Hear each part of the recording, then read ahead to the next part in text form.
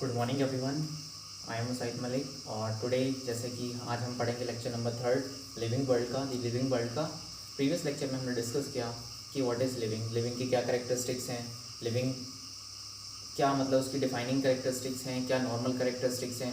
हमने देखा था रिप्रोडक्शन के बारे में, रिप्रोडक्शन के बारे में थोड़ा बहुत देखा था हमने, और रिप्रोडक्शन क्यों डिफाइनिंग प्रॉपर्टी नहीं है। मेटाबॉलिज्म को देखा था, मेटाबॉलिज्म और क्यों डिफाइनिंग प्रॉपर्टी है। तो ऐसे ही हम लोग हमारा अपना लेक्चर कैरी ऑन करते हुए आ रहे हैं। आज हमारा 3rd लेक्चर है। चलिए आइए इसको हम मूव ऑन करके पढ़ते हैं। ये देखिए आज हम ये देखिए रिप्रोडक्शन क्या दिखा रहे हैं। रिप्रोडक्शन के बारे में ही बेसिकली थोड़ा सा और डिटेल में पढ़ेंगे हम लोग। Okay, reproduction likewise is a characteristic of living organisms. देखिए रिप्रोडक्शन कैरेक्टरिस्टिक्स है लिविंग ऑर्गेनिजम्स का, लेकिन वो डिफाइनिंग कैरेक्टरिस्टिक इसलिए नहीं है क्योंकि कुछ इंडिविजुअल्स ऐसे होते हैं, कुछ कपल्स ऐसे होते हैं जो कि मतलब फैमिली प्लानिंग करते हैं, और मतलब या कुछ कपल्स ऐसे भी हो सकते हैं जो स्टेराइल हो सकते हैं, या कुछ ऑर्गेनिजम्स ऐसे हो सकते हैं जैसे कि म्यूल का एग्जाम्पल ले लीजिए। वो फर्टाइल मतलब वो अपने ऑफस्प्रिंग्स क्रिएट नहीं कर सकते क्योंकि मतलब वो कॉपुलेशन नहीं करेंगे, कॉपुलेशन नहीं कर मतलब फर्टिलाइजेशन नहीं कर सकते, तो न्यू ऑर्गेनिजम्स को बर्थ नहीं दे सकते, लेकिन वो लिविंग तो है ना। ये चीज़ बोल रहे हैं। In multicellular organism reproduction refers to the production of progeny possessing features more और less similar to those of parents. देखिए मल्टीसेलुलर ऑर्गेनिजम्स में क्या होता है, रिप्रोडक्शन जो होता है उससे प्रोडक्शन होता है प्रोजेनी का।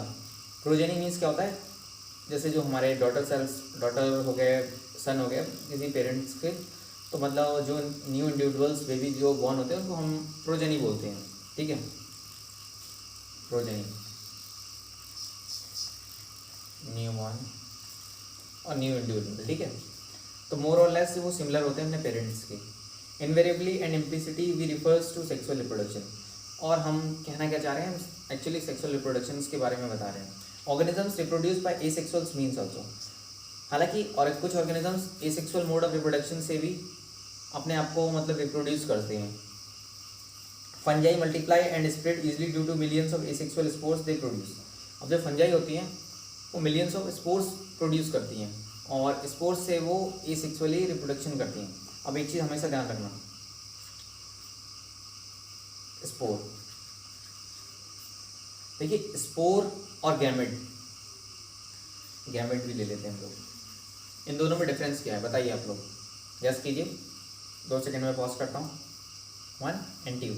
देखिए स्पोर्स जो होते हैं, स्पोर्स से एक नॉर्मल इंडिविजुअल बन सकता है, मतलब स्पोर्स कभी फ्यूज़ नहीं कर सकते।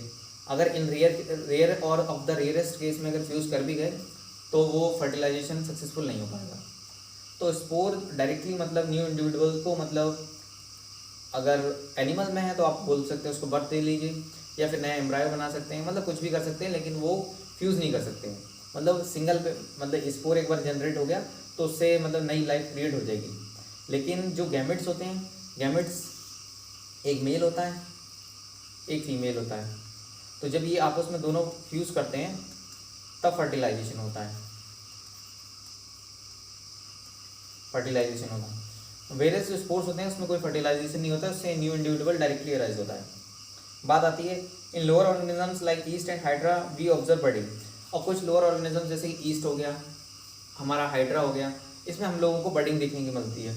बर्डिंग क्या होता है, जैसे कि एक मान लीजिए ये एक हाइड्रा है, तो इसमें लेटरल आउटग्रोथ होने लगेगी, तो ये जो है जब ये मैच्योर करेगा तो ये यहाँ से डिटैच हो जाएगी और फिर ये एक न्यू इंडिविजुअल में तैयार हो जाएगी बन के।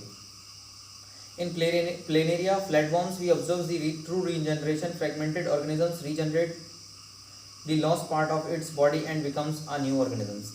अब कुछ organisms ऐसे होते हैं जैसे कि प्लेनेरिया हो गया, उसमें ट्रू रीजनरेशन होता है। ट्रू रीजनरेशन के बारे में हम अभी आपको बता रहे हैं। जैसे कि आप एग्जांपल लीजिए, ये मेरा हैंड है, अब कोई मेरा हैंड यहाँ से आकर उसको ब्रेक कर दे, डिटैच कर दे मेरी बॉडी से, तो क्या होगा, मेरा नया हैंड आ जाएगा। या फिर मेरी एक फिंगर है या नेल है, उसको मैंने कट किया, ठीक है, एक बॉडी की सेल को काटा, और क्या एक मतलब क्या मेरी एक फिंगर से या एक मेरी सेल से नया नया इंडिविजुअल बन जाएगा, क्या कोई नया इंसान बन जाएगा? ऐसा पॉसिबल नहीं है। लेकिन एसेक्सुअल रिप्रोडक्शन में जो हमारे जो प्लेनेरिया की हम बात कर रहे थे, तो प्लेनेरिया में ट्रू रीजनरेशन होता है। उसके बॉडी का कोई सा भी पार्ट कहीं से भी काट लीजिए, वो एक नया प्लेनेरिया बन जाएगा। चलिए आइए देखते हैं वो कैसे होगा। अच्छा, आपको ये इसके नोट्स लेने होंगे तो मैं एक बार साइड पे हट जाता हूँ। Okay,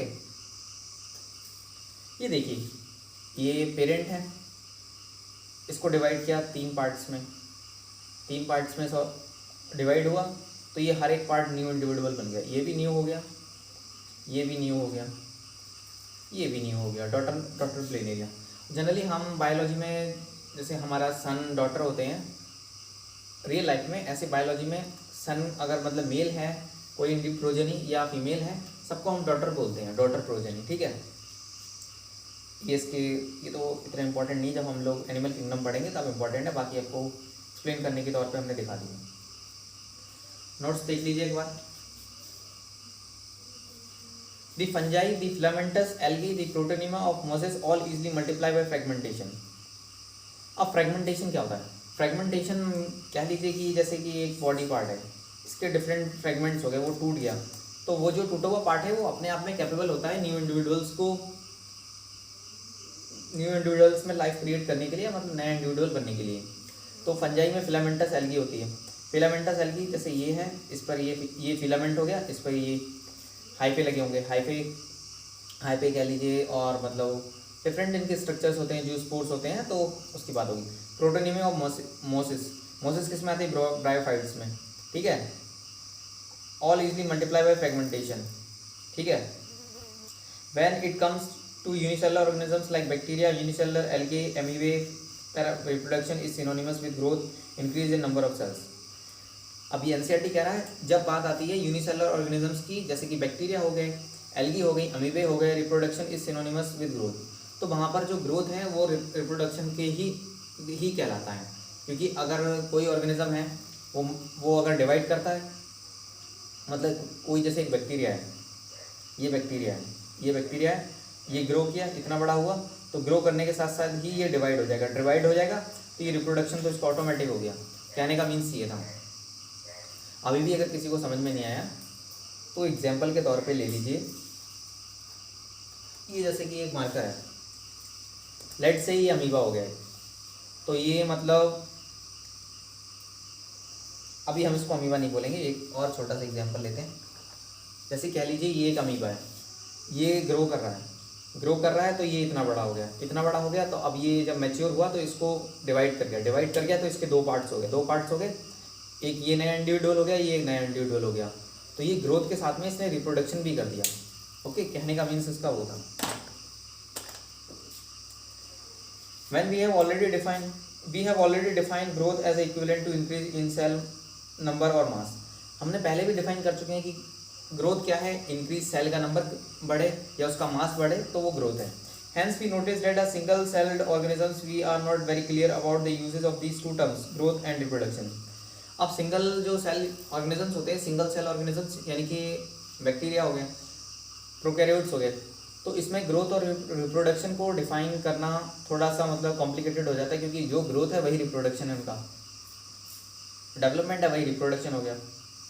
Further, there are many organisms which do not reproduce: mules, stirrels, worker bees, infertile human couples, etc.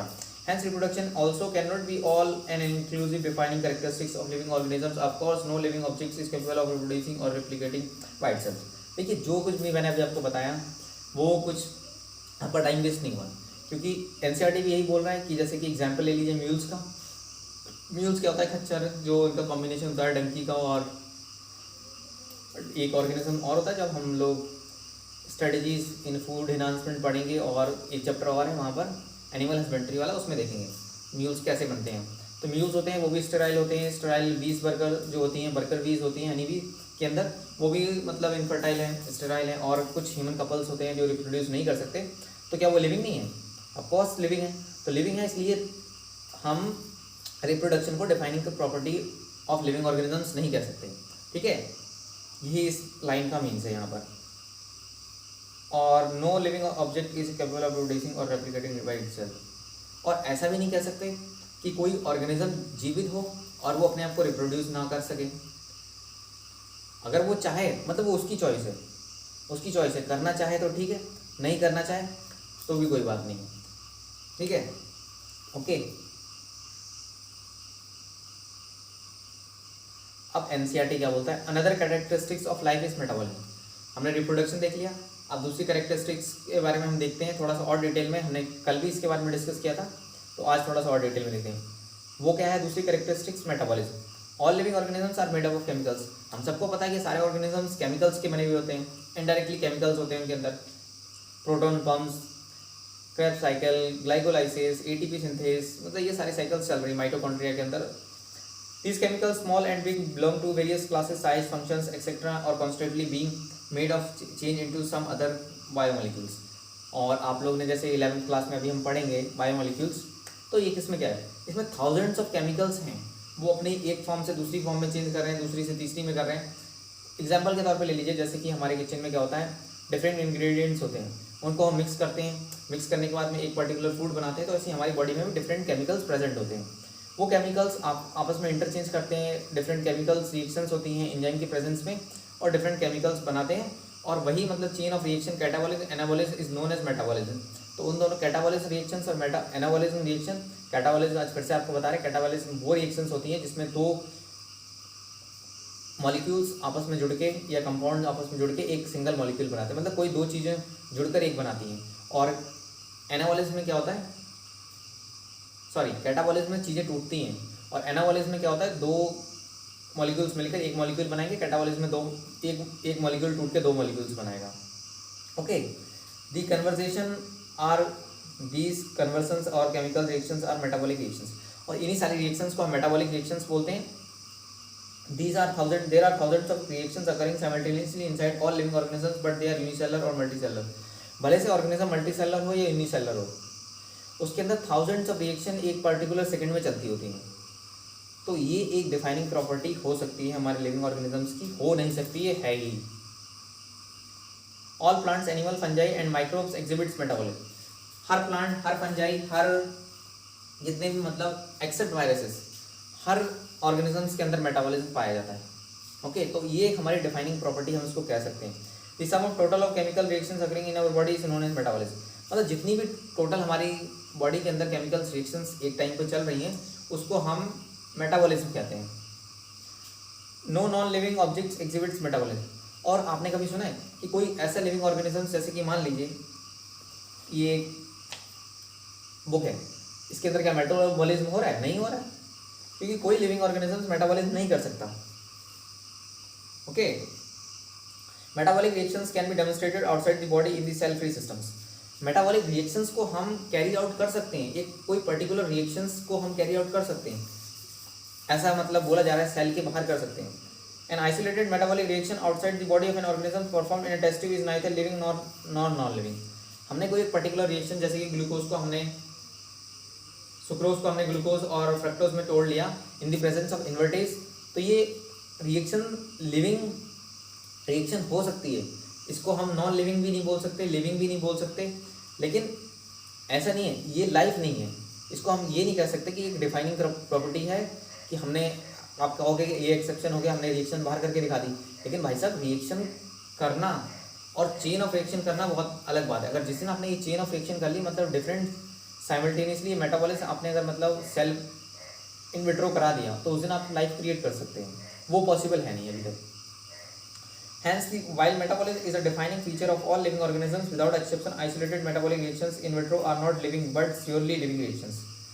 इन्होंने भी यही कहा एनसीईआरटी ने कि जो मेटाबॉलिक रिएक्शंस जो आप बाहर कराने की कोशिश कर रहे हैं, वो रिएक्शन तो लिविंग हो सकती हैं, लेकिन वो लाइफ नहीं है। ठीक है, लिविंग रिएक्शंस बोल सकते हैं, लेकिन वो लाइफ नहीं है। तो जैसा कि आज हमने थर्ड लेक्चर अपना कैरी ऑन किया लिविंग वर्ल्ड का, फोर्थ लेक्चर हम पढ़ेंगे, ऐसे इसको 7-8 लेक्चर्स में हम इसको फिनिश कर देंगे, और इसकी जब अंडरस्टैंडिंग आपकी बहुत बेटर हो जाएगी, फिर उसके बाद में हम लोग एनिमल किंगडम पे जंप करेंगे और cell the unit of life पे जाएंगे, क्योंकि हम लोग ये चाह रहे हैं जितने भी जो ज़्यादा वेटेज वाले चैप्टर्स हैं उनको हम पहले करें, बाकी जो कम वेटेज वाले उनको बाद में देखेंगे। बाकी आप पढ़ते रहिए, मेहनत करते रहिए। Have a great day ahead. Thank you.